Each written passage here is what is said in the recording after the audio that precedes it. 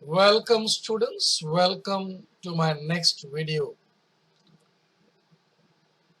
7th standard history, topic number 1, sources of history. Now as we all know that we believe that the historians they don't write in air.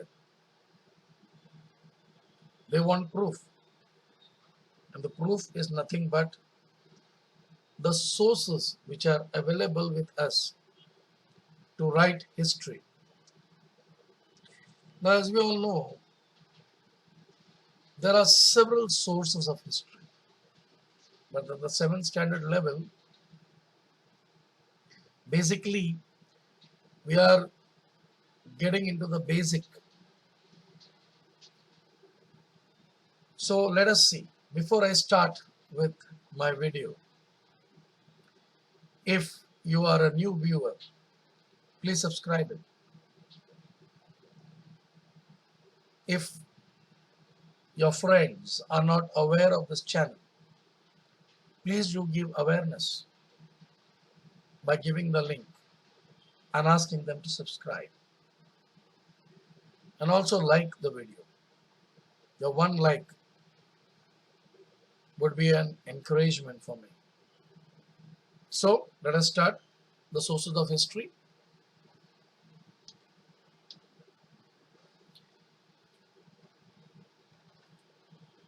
The sources of history.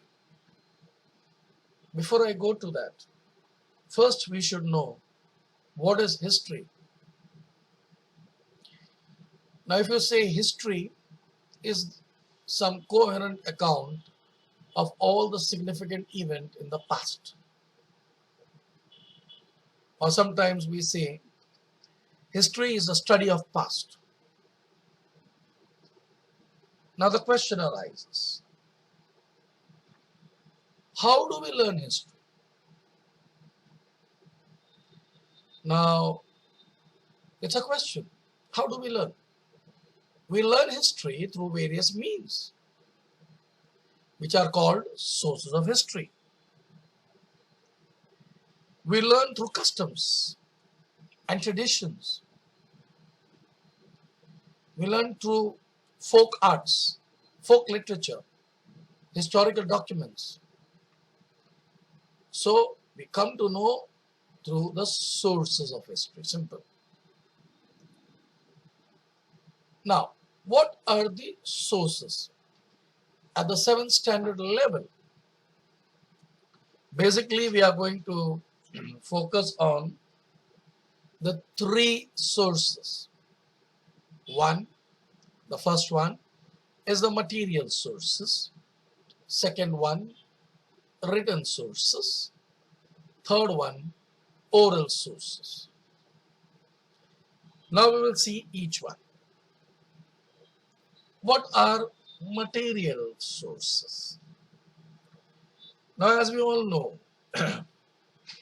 the coins, the artifacts, the articles, the monuments, the ruins, which are available to us, we term this as material sources of history.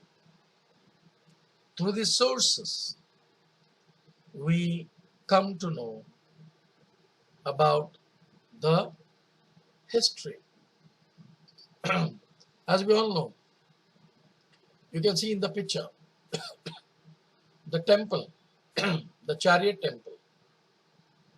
You'll find inscriptions. There's one more photograph over here which speaks about the temple. All this come under material sources. The next source is the written source. All the literatures that helps us to understand history of various historical periods. as written is called as written source of history. Now we find on the bark of the tree, our ancient people might have written something over it. We say Burja Patra, inscriptions, you know, all this come under written sources. Now, what is oral source? My dear students, the literatures which are not in a written form, which is not in a written form, its author are unknown and is preserved and passed from one generation to another generation by word or mouth is called oral sources. Here you find there is no definite author. Here you find the person's name is not there, but yet it is passed from one generation to another through mouth. It is called oral sources. Now, for example,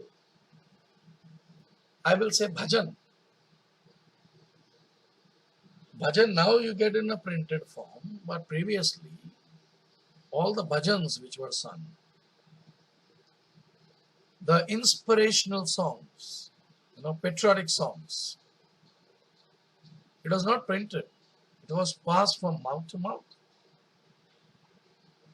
Your Hanuman Chalisi, then Surya Namaskar which you do.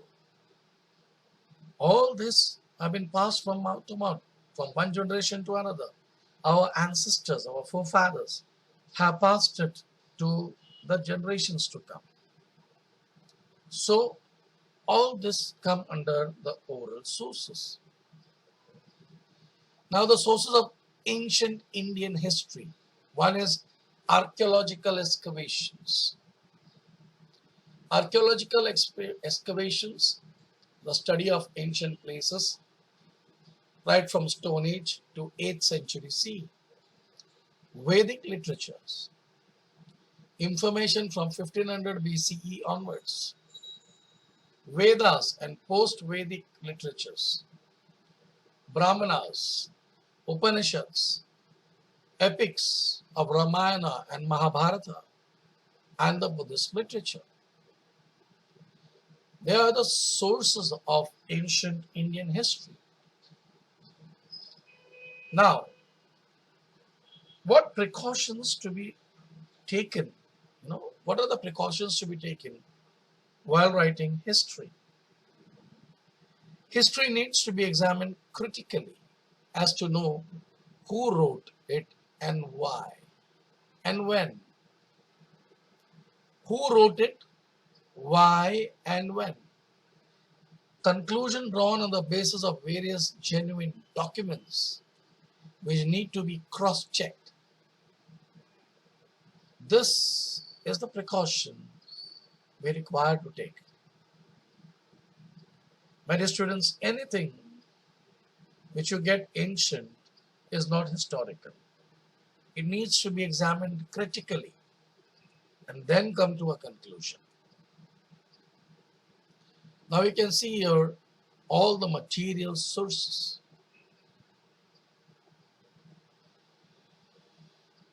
These are the written sources. You'll find the manuscript copies of Ramayana, Jain literature, Harappan seals, Greek writings, Ashoka pillar, mosque, rock-cut elephant caves, Chinese travelogues.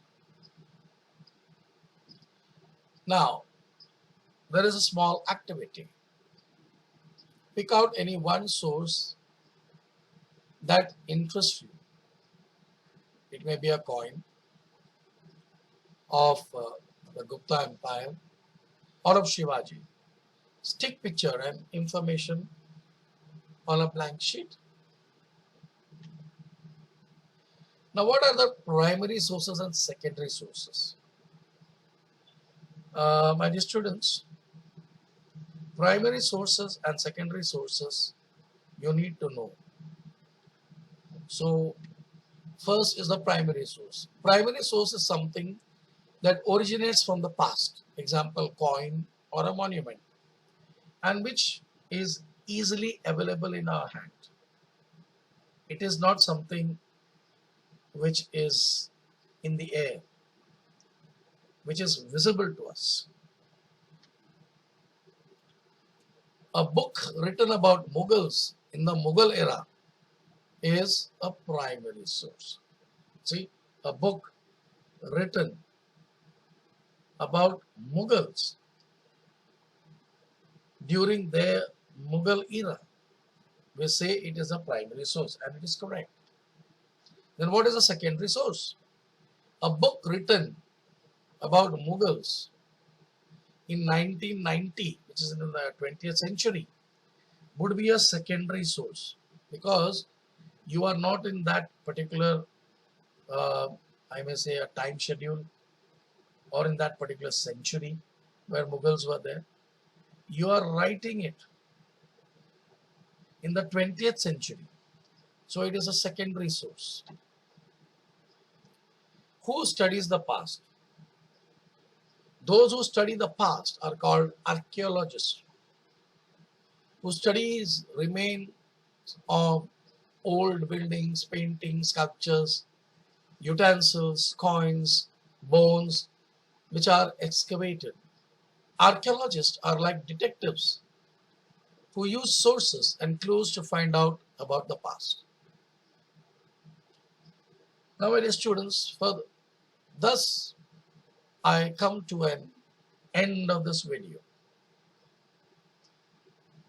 Students, if you like the video, please do like it. If you are not subscribed it, subscribe it. And if your friends and others who are not aware of this video, please do give awareness by sharing the link. Thank you, and I wish you all the best.